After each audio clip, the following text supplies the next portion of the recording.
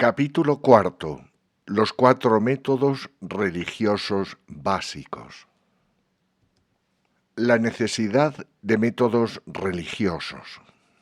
Ya explicamos en los capítulos 1, 2 y 3 que la identificación de nuestro ser espiritual con el cuerpo y la mente es el motivo fundamental de nuestros sufrimientos y limitaciones.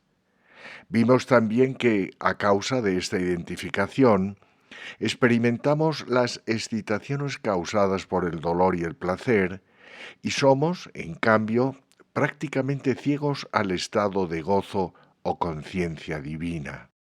Además, hemos comprobado que la religión consiste esencialmente en la supresión definitiva del sufrimiento y la consecución del gozo supremo o Dios.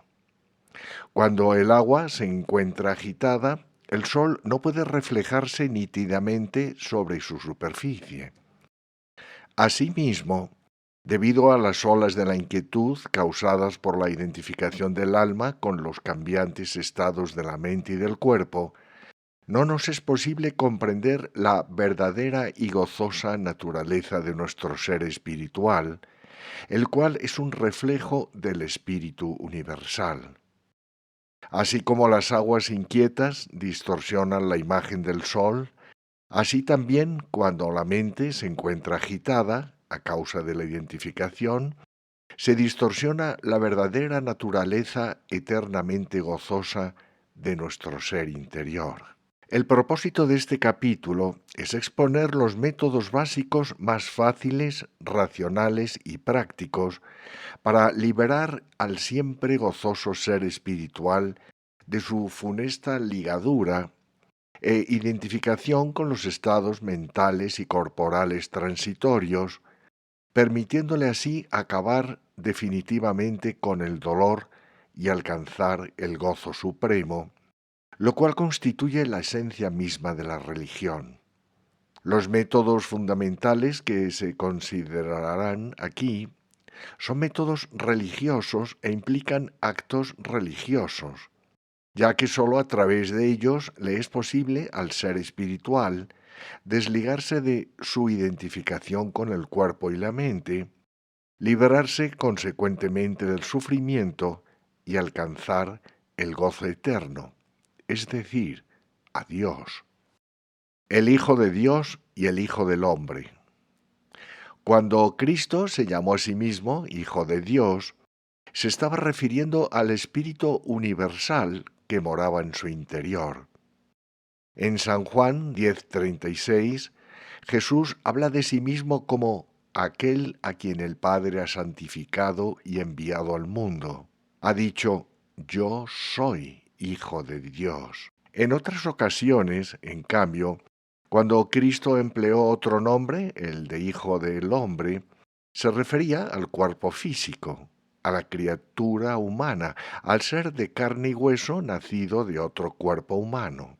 Así, por ejemplo, en San Mateo 20, 18, 19, Jesús dice a sus discípulos, mirad que subimos a Jerusalén, y el Hijo del Hombre será entregado a los sumos sacerdotes y escribas, y ellos le entregarán a los gentiles para crucificarle.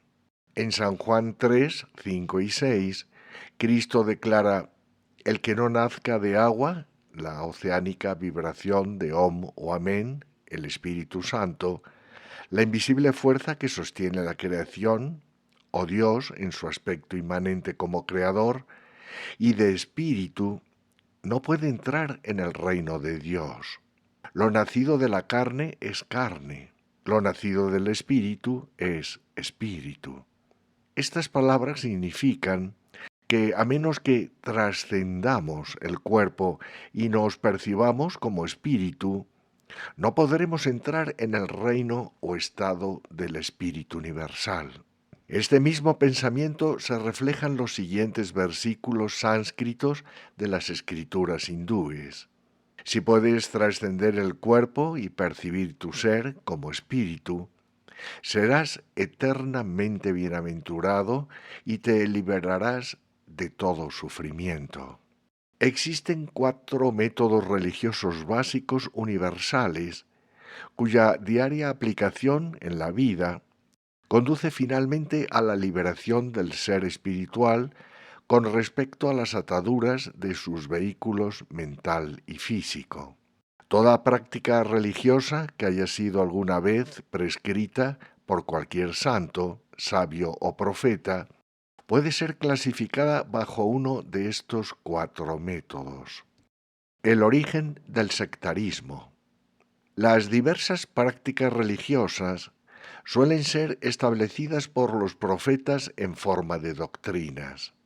Sin embargo, las personas de entendimiento limitado, siendo incapaces de captar el verdadero significado de las doctrinas originales, se adhieren exclusivamente a la expresión exotérica o externa de éstas, convirtiéndolas de manera gradual en meras ceremonias, convencionalismos y prácticas rígidas. Así se originó el sectarismo.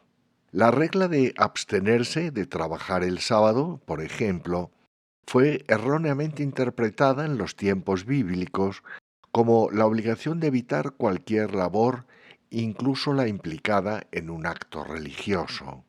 Los individuos de entendimiento limitado están siempre sujetos a este riesgo.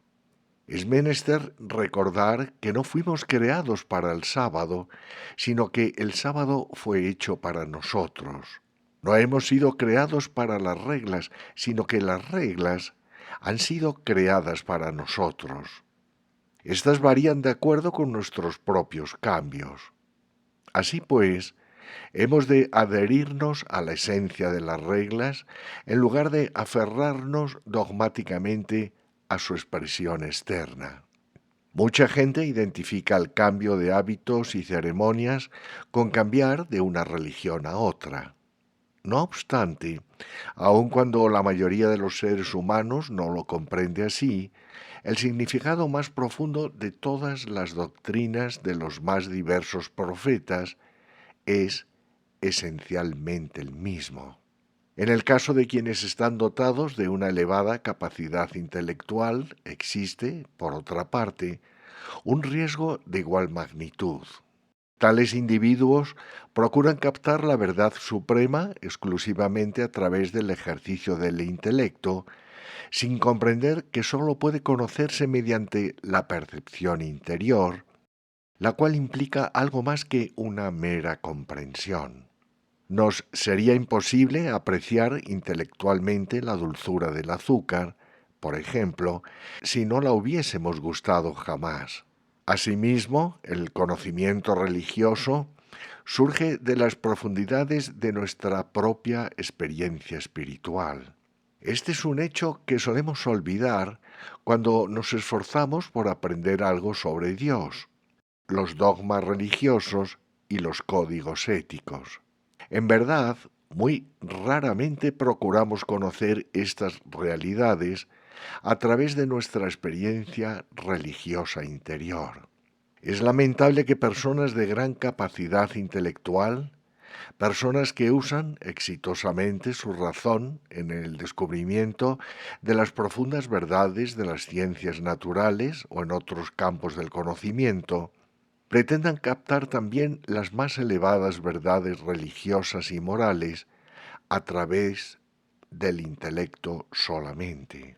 Y es también lamentable el hecho de que el intelecto o raciocinio de tales personas, en lugar de servirles de ayuda, se convierta a menudo en un obstáculo para su comprensión de la verdad suprema a través del único medio posible, viviéndola personalmente. A continuación expondremos los 4 métodos esenciales del desarrollo religioso. Los 4 métodos religiosos fundamentales. 1. El método intelectual. Este es el método natural más frecuentemente adoptado, aunque resulta lento en el logro de la meta final. El desarrollo o evolución del intelecto es un proceso natural y por ende común a todos los seres racionales. Es nuestro entendimiento autoconsciente lo que nos distingue de los animales inferiores, los cuales, aun cuando poseen conciencia, están privados de la autoconciencia. A través de las diferentes etapas de la evolución, vemos que de la conciencia animal se progresa gradualmente a la autoconciencia. Es decir, la conciencia procura paulatinamente liberarse y conocerse a sí misma por sí misma. De ese modo, se convierte en autoconciencia. Este cambio se debe a una necesidad evolutiva y la tendencia universal hacia los procesos intelectuales se basa precisamente en tal necesidad. El ser espiritual, identificado en diverso grado con los más variados estados físicos y mentales, se esfuerza gradual y naturalmente por retornar a sí mismo a través de sí mismo.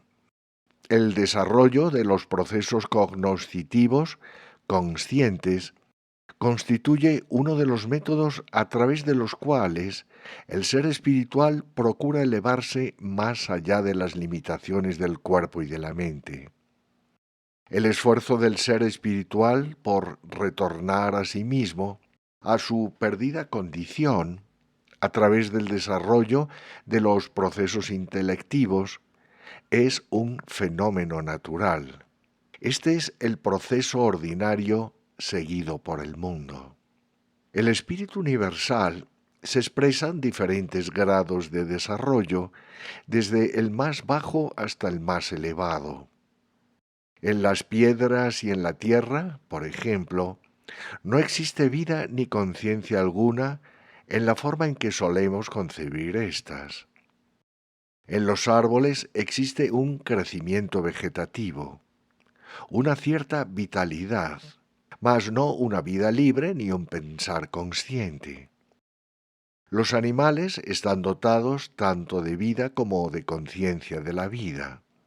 En el hombre, el cénit de la escala evolutiva, existe no sólo vida y conciencia de ella, sino también conciencia del ser espiritual.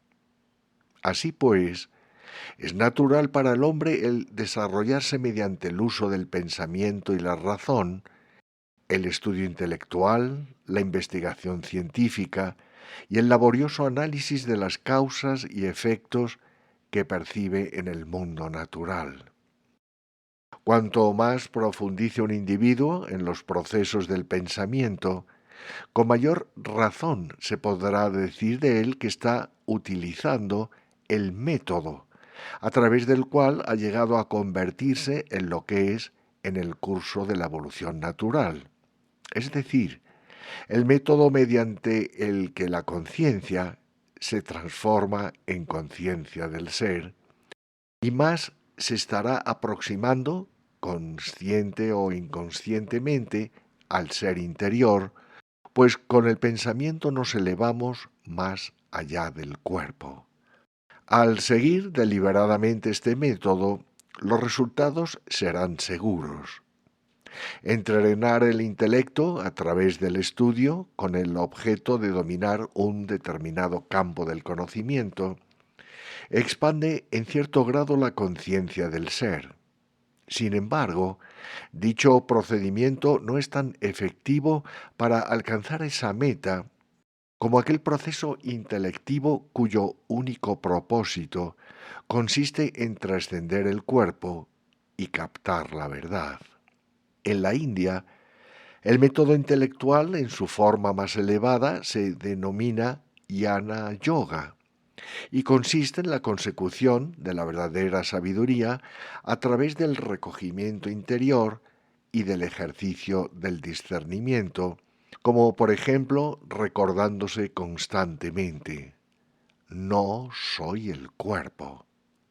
Esta representación temporal de la creación no puede afectar mi verdadero ser divino. Soy espíritu. Uno de los defectos de este método yace en su excesiva lentitud. Se requiere generalmente de un largo tiempo para que el ser espiritual llegue a percibir su identidad a través de él.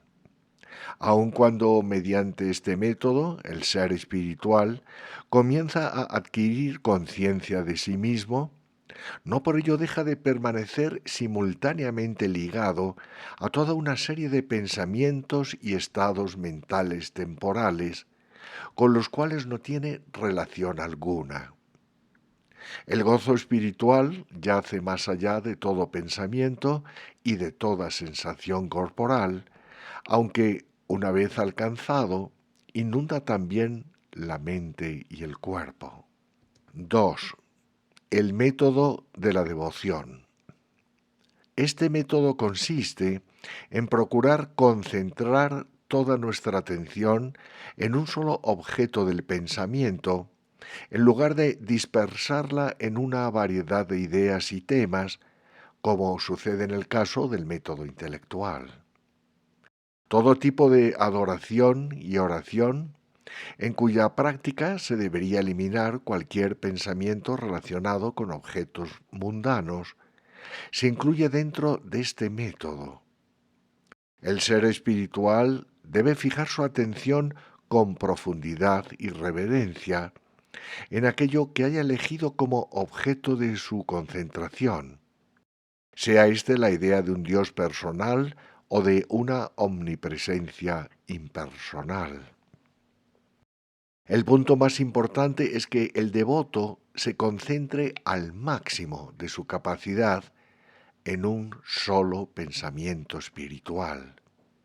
Mediante este proceso, el ser espiritual se libera progresivamente del tumulto de pensamientos que le distraen, hallando así el tiempo y la oportunidad para recogerse y concentrarse en sí mismo.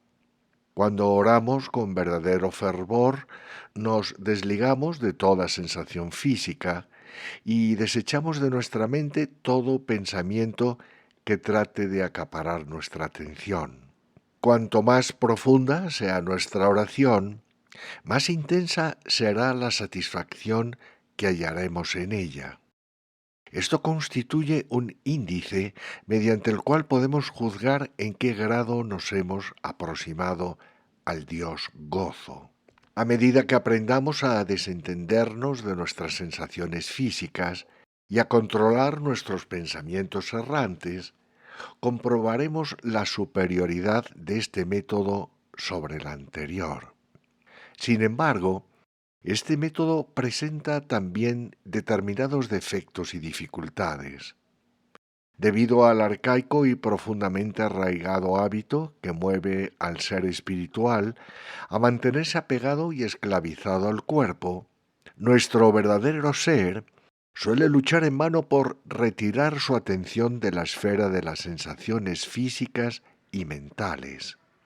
No importa cuán intensamente deseemos orar o entregarnos de todo corazón a cualquier tipo de práctica devocional, nuestra atención se ve siempre despiadadamente invadida por un tumulto de sensaciones físicas y de pensamientos errantes suscitados por los recuerdos. Durante la práctica de la oración, a menudo nos dejamos absorber totalmente por la tendencia a considerar las circunstancias que la favorecerán o sucumbimos con demasiada facilidad al impulso de buscar alivio inmediato a la más mínima incomodidad física que surja. Y así, no obstante todos los esfuerzos conscientes que realizamos, nuestro mal hábito, que se ha convertido en nuestra segunda naturaleza, reina despóticamente sobre los anhelos del ser espiritual. A pesar del deseo de concentrarnos, la mente permanece inquieta y, como señala la siguiente paráfrasis, allí donde se encuentra tu mente, allí se hallará también tu corazón.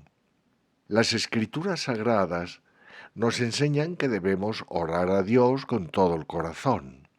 Sin embargo, Cuando oramos, tanto nuestras mentes como nuestros corazones suelen ser presa de la distracción causada por las impresiones sensoriales y los pensamientos errantes.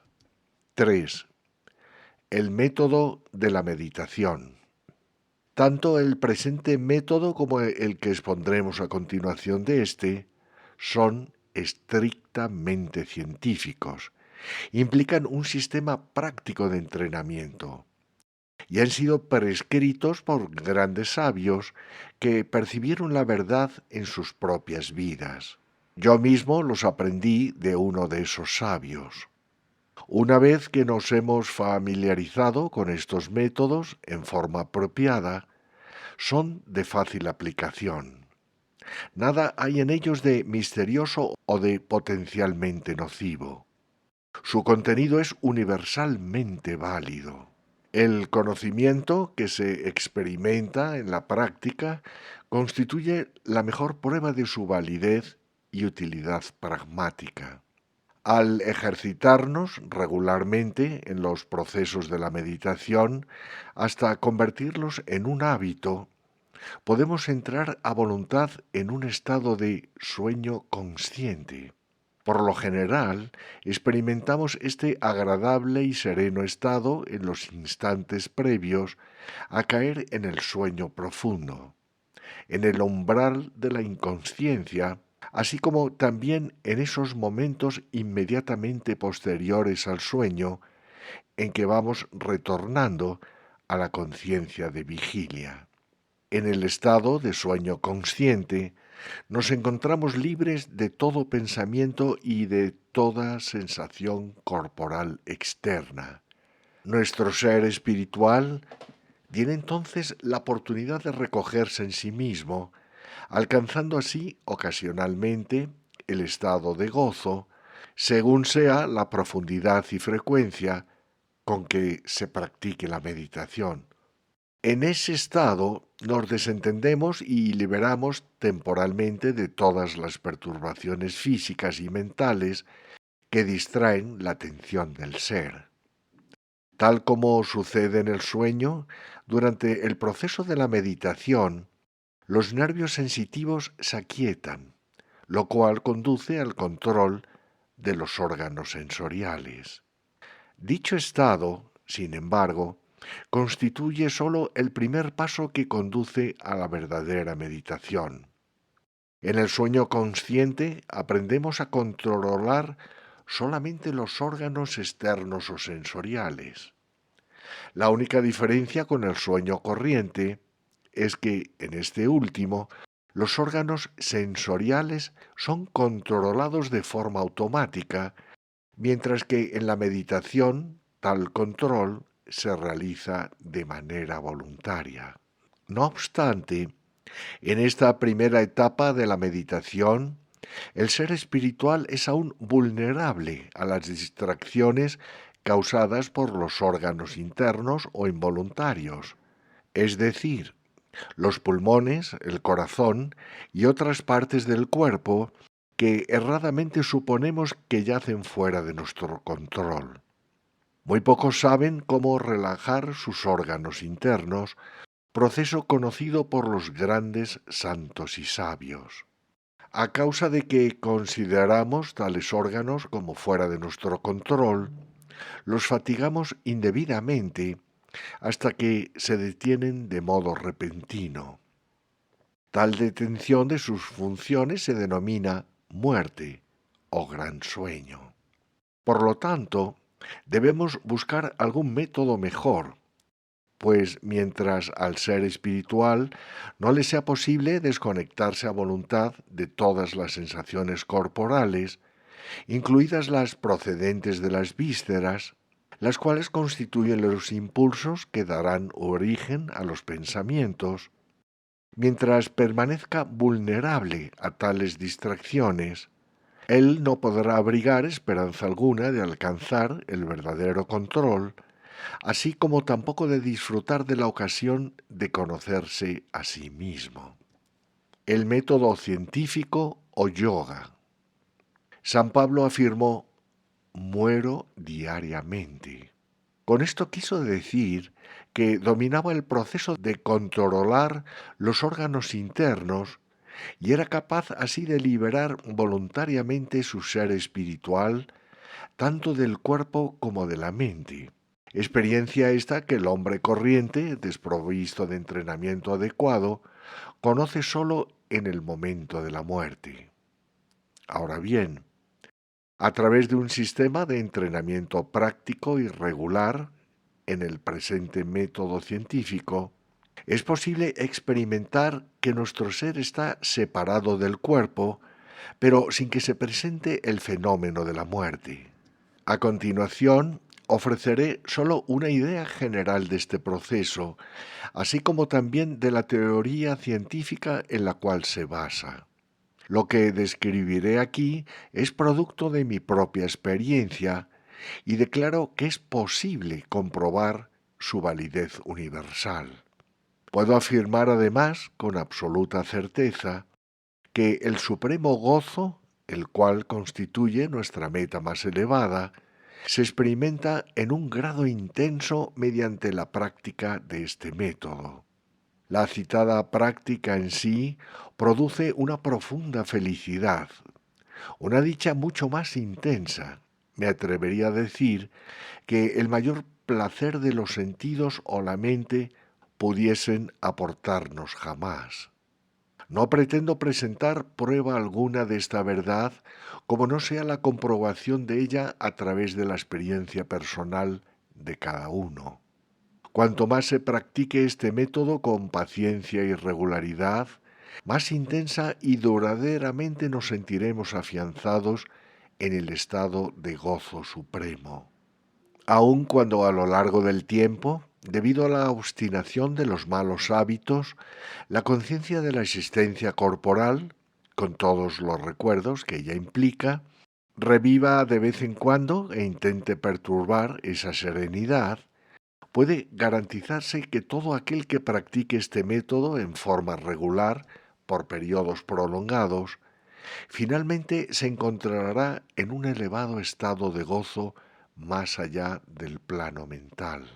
No obstante, no deberíamos intentar imaginarnos a priori los posibles resultados a los cuales este método nos conducirá, interrumpiendo luego su práctica tras un breve esfuerzo. Si deseamos verdaderamente progresar, es indispensable que cumplamos con las condiciones siguientes. Primero, concentrarnos con amor en el objeto de nuestro aprendizaje.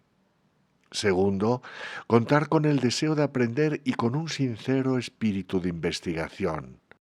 Y tercero, perseverar hasta alcanzar la meta anhelada.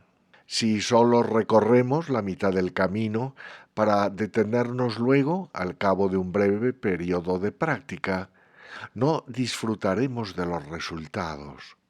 El novicio en las prácticas espirituales, que intenta prejuzgar la experiencia de los expertos, los maestros y profetas de todas las épocas, se asemeja a un niño que se esfuerza por imaginar cómo serán los cursos de posgraduado. Es lamentable el hecho de que los seres humanos dediquen la mayor parte de su tiempo y sus mejores esfuerzos a la consecución de aquello que necesitan para su existencia terrenal, o a las controversias intelectuales sobre diversas teorías, y muy raramente, en cambio, consideren de valor el realizar y experimentar en sus propias vidas las verdades espirituales que dan significado y aliento a su existencia. Muy a menudo su atención, en lugar de concentrarse en esfuerzos bien dirigidos, se ve casi por completo ocupada en esfuerzos mal orientados. Personalmente, he practicado el método mencionado durante años y cuanto más lo hago con mayor intensidad, siento la bienaventuranza del estado de gozo perenne e incondicional. Debemos recordar que nuestro ser espiritual ha permanecido esclavizado al cuerpo a lo largo de muchas eras. De ahí que no sea posible liberarlo en un solo día. Un breve periodo de práctica negligente de este método no nos conducirá al estado de gozo supremo ni nos aportará control alguno sobre los órganos internos. Es posible que, para alcanzar tales resultados, sea necesario practicar pacientemente durante un tiempo muy prolongado. Puede garantizarse, sin embargo, que la práctica de este método traerá consigo el inefable gozo y la plenitud del estado de bienaventuranza. Y cuanto más lo practiquemos, más rápidamente alcanzaremos tal estado. Como buscadores que somos de la bienaventuranza, deberíamos procurar experimentar por nosotros mismos la verdad universal que yace en todos y que puede ser percibida por todos. Semejante estado no es la invención de hombre alguno. Ha existido desde siempre. Todo cuanto tenemos que hacer es descubrirlo. Mientras no hayas puesto a prueba esta verdad, no leas con indiferencia lo que he escrito. Posiblemente estés ya cansado de escuchar diversas teorías, ninguna de las cuales ha tenido efecto alguno en tu vida hasta el presente. Pero esta no es una teoría, sino una verdad comprobada. Aquí solo estoy tratando de darte una idea general de algo que puede ser realmente experimentado. Hace ya muchos años tuve la bendita oportunidad de aprender personalmente esta sagrada y científica verdad bajo la guía de un gran santo de la India. Tal vez te preguntes por qué insisto en que practiques el mencionado método, por qué trato de atraer tu atención hacia estas realidades.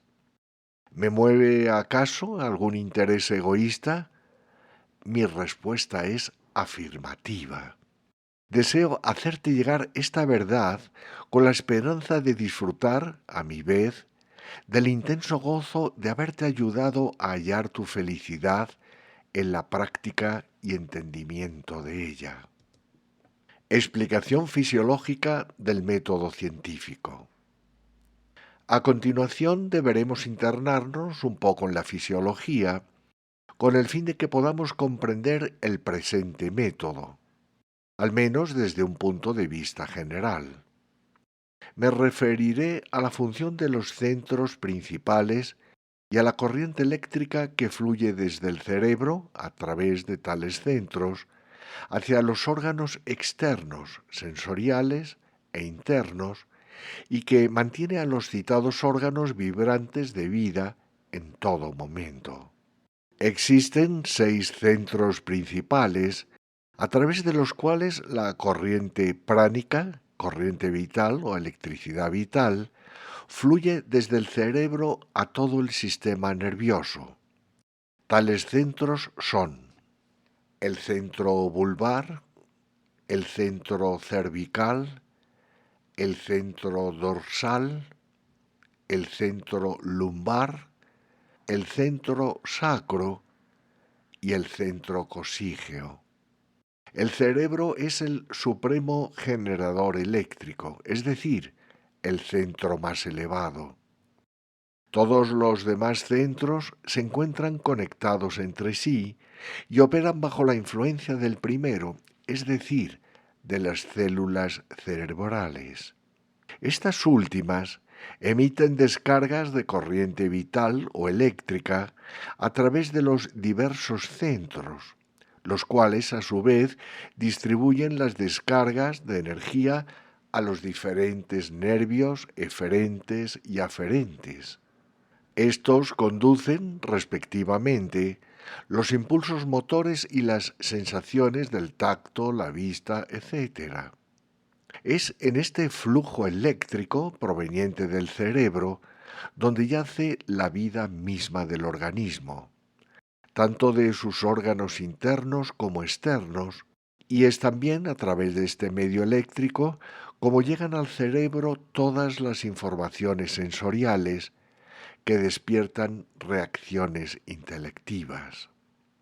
Si el ser interior desea desconectarse en forma efectiva de toda distracción proveniente de las sensaciones físicas, las cuales constituyen además los estímulos que dan origen a los más variados pensamientos, es indispensable que asuma el control del flujo eléctrico, retirándolo del sistema nervioso en general y concentrándolo en los 7 centros principales, incluido el cerebro. Este proceso aportará un perfecto descanso a todos los órganos, tanto externos como internos. Durante el sueño, el flujo eléctrico entre el cerebro y los órganos sensoriales se encuentra parcialmente inhibido, de modo que los estímulos ordinarios, auditivos, táctiles, etc., no llegan al cerebro. Pero debido a que esta inhibición no es total, un estímulo externo lo suficientemente potente es capaz de restaurar la conductividad eléctrica, alcanzando así el cerebro y produciendo el despertar. Incluso durante el sueño, no obstante, existe un continuo flujo eléctrico entre el cerebro y los órganos internos, el corazón, los pulmones, etc., con el fin de que éstos se mantengan en funcionamiento. La práctica del método científico nos libera de las distracciones físicas y mentales. Debido a que no existe en el sueño una suspensión total del flujo eléctrico, aquel puede ser perturbado, ya sea por sensaciones de incomodidad o malestar físico, o por intensos estímulos externos.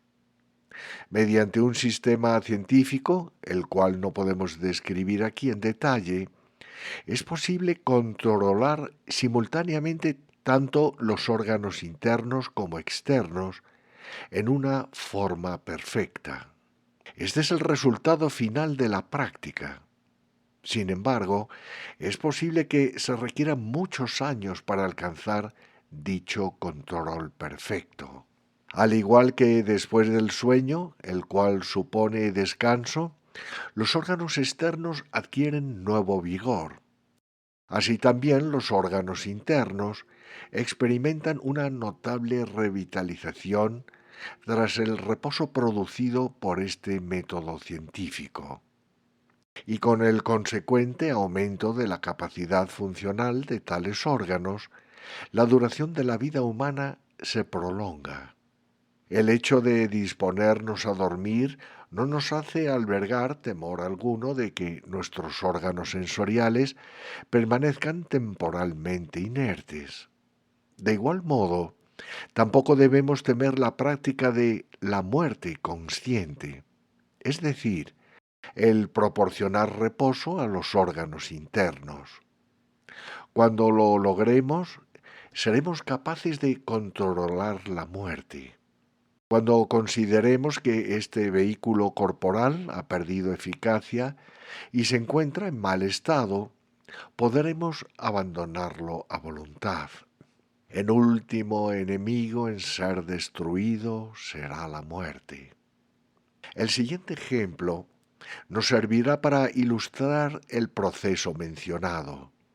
Si la central telefónica de una ciudad se encuentra permanentemente conectada a través de los respectivos cables con las diferentes partes de la ciudad, cualquier persona desde cualquier distrito podrá enviar un mensaje a la oficina central, aun en contra de la voluntad de las autoridades de dicha oficina, haciendo uso de la corriente eléctrica que circula a través de los cables telefónicos. Ahora bien, si la central telefónica desea interrumpir la comunicación con las diferentes partes de la ciudad, bastará con desconectar el conmutador eléctrico principal, con lo cual no habrá flujo eléctrico hacia ninguna zona de dicha ciudad. Asimismo, a través del método científico del yoga, aprendemos a concentrar en nuestra oficina central, la médula espinal y el cerebro, la corriente vital que se encuentra habitualmente distribuida a través de todos los sistemas del cuerpo. El proceso se basa en la magnetización de la médula espinal y el cerebro, en los cuales se encuentran los 7 centros principales. Como resultado de ello, la energía vital dispersa en el exterior se retira a los centros distribuidores originales y puede ser percibida en forma de luz. En este estado, el ser espiritual es capaz de liberarse conscientemente de toda distracción, tanto física como mental. Podríamos decir que, aun en contra de su voluntad, el ser espiritual se ve constantemente distraído por las llamadas telefónicas de 2 tipos de personas: nobles, los pensamientos, y plebeyos, las sensaciones corporales. Para cortar la comunicación con ambos, basta con que el ser desconecte el conmutador a través de la práctica del cuarto método mencionado anteriormente, recogiendo en la batería central la electricidad que fluye a través de los cables telefónicos. De ese modo logrará descansar del asedio de las distracciones. La atención es el supremo factor que dirige y distribuye la energía. La atención constituye la causa activa de la descarga de la corriente eléctrica vital que fluye desde el cerebro a los nervios sensitivos y motores.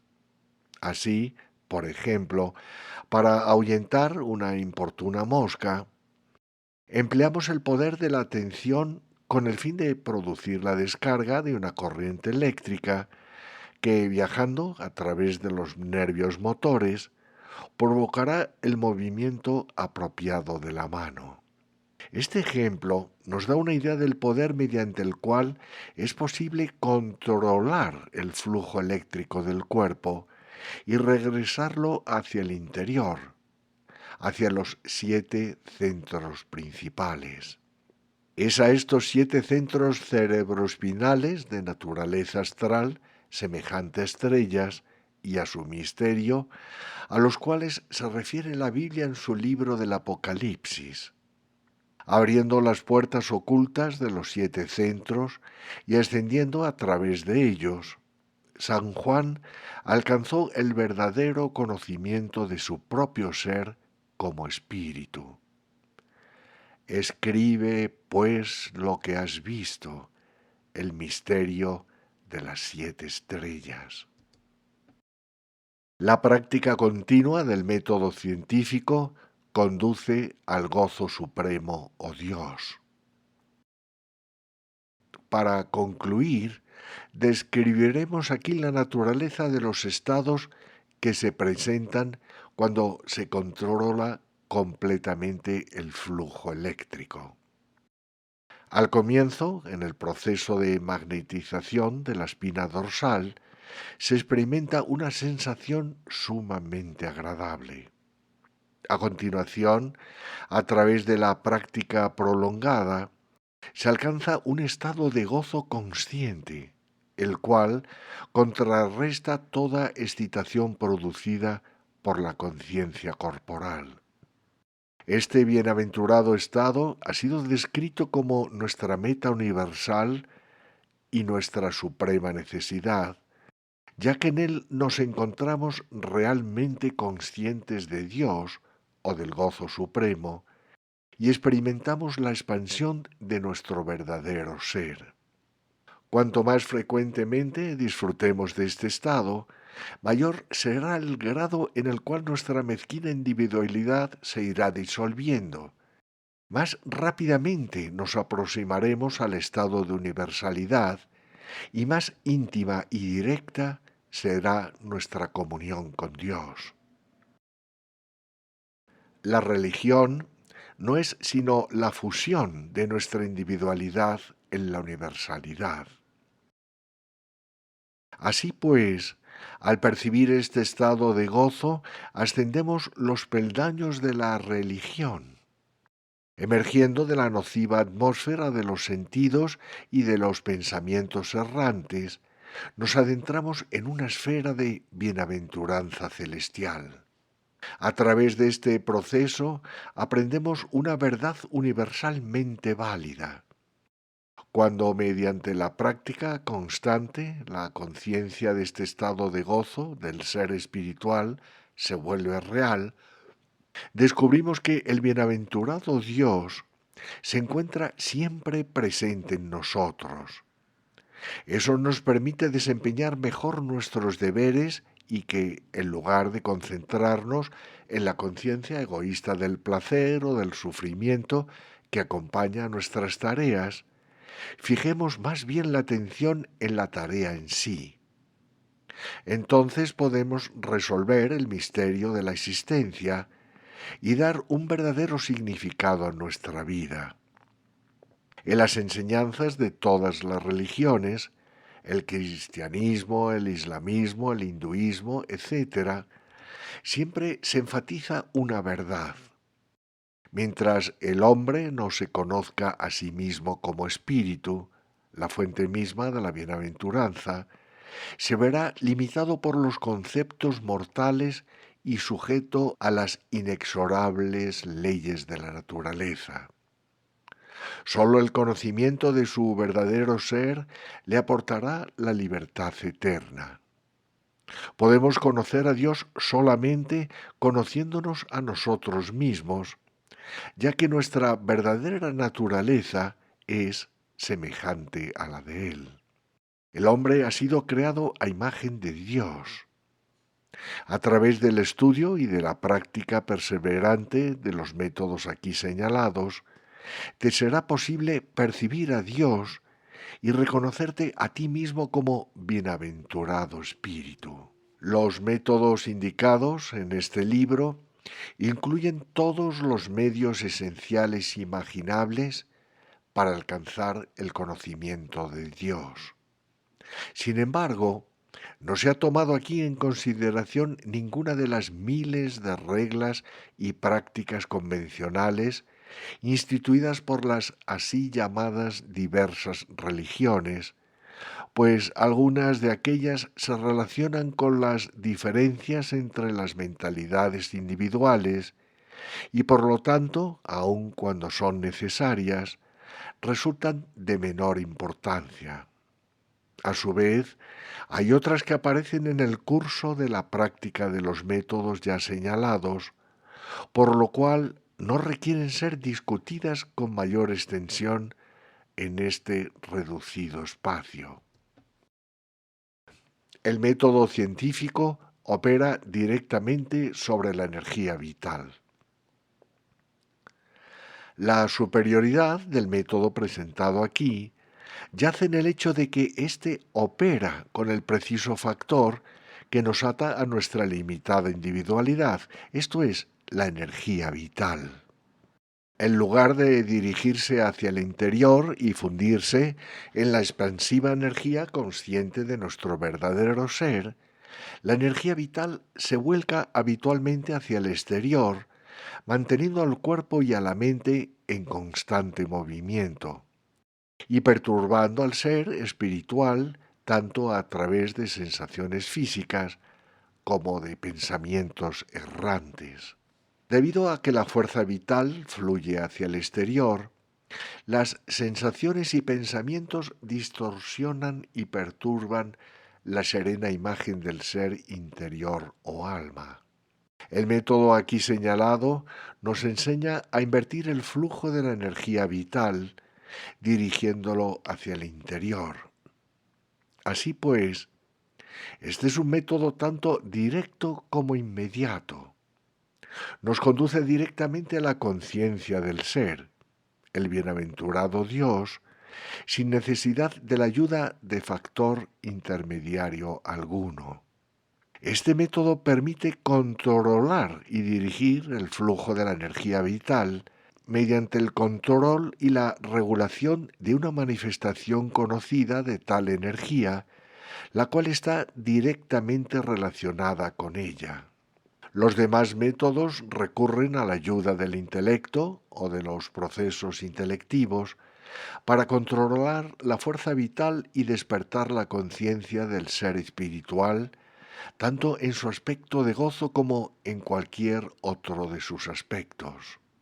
Deberá recordarse que todos los métodos religiosos del mundo, ya sea directa o indirectamente, tácita o explícitamente, implican el control, regulación e inversión del flujo de la energía vital, con el objeto de trascender el cuerpo y la mente y conocer al ser interior en su estado original.